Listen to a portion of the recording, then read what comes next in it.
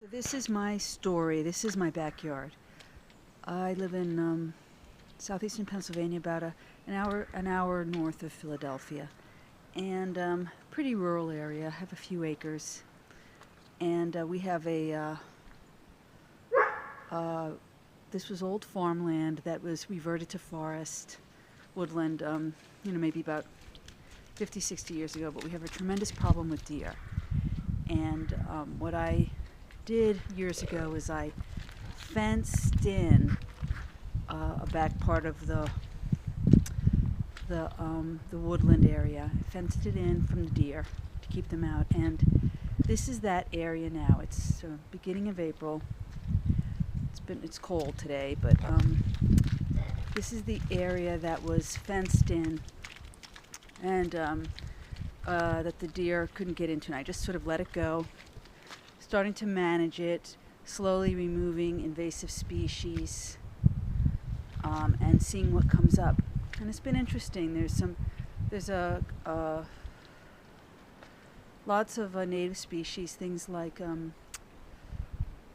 Winithera. I don't know if I'm pronouncing that right. Different types, Teucrium, sedges, different types of grasses, even things like aster. There's wild blackberry, the native one. There are all types of herbaceous plants, perennials and annuals coming up here. Also a lot of invasive species and non-native stuff like honeysuckle and multiflora rose. But slowly but surely I'm starting to eliminate those species, because I'd like to restore this to a native garden.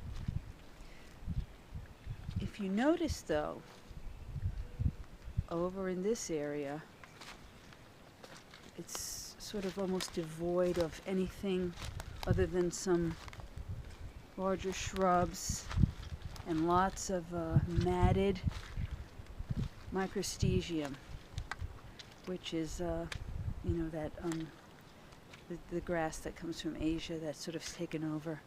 This is the area that was beyond the fence line where the deer were able to browse.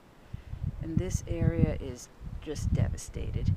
There lots of trees came down in the last few storms. Hurricane Sandy was one, Superstorm Sandy was one of them. Basically, this is a wetland area, so there's some great opportunities for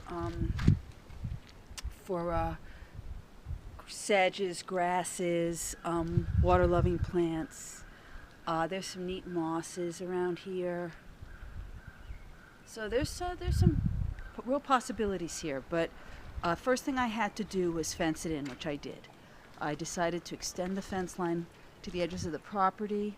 And so now this is fenced out. The deer are fenced out, so they can't get in here, because they basically would browse any seedling, sapling. Nothing stood a chance in here, and there was no understory.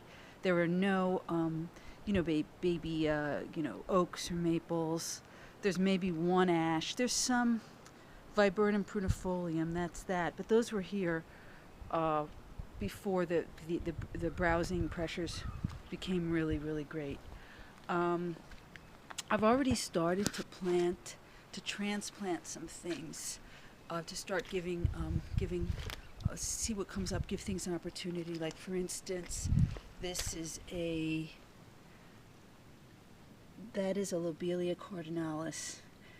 We just got about 2 inches of rain yesterday, so everything is really wet. But next to it is turtlehead, Culone glabra. I'm never sure if I'm pronouncing it right. This is, I planted these little Queen of the Meadow. I forget the Latin name on that.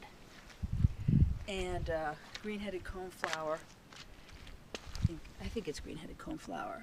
I have a ton of this, and so anyway, I'm just starting to plant little things and see what happens. This is just going to be a record of this area. I do know what is in here, which I was really excited to find, and I can't wait till it comes up again, is blue-eyed grass. It was one of the few things, for some reason, it wasn't eaten by the deer.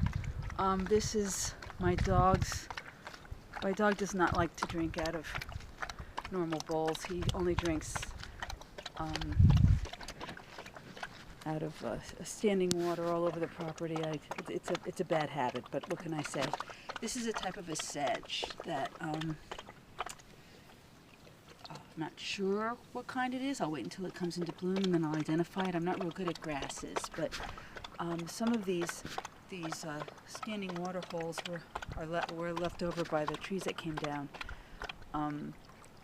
And I have heard peepers, but I don't think we have any back here, but I have heard spring peepers in the area. I think they're having a good spring because of all the rain.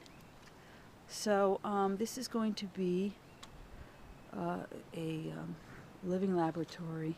I'm really excited. Look forward to seeing what emerges from this area now that the deer aren't going to be able to get in and basically eat everything that they like. So we'll keep you posted on this project. Keep you updated.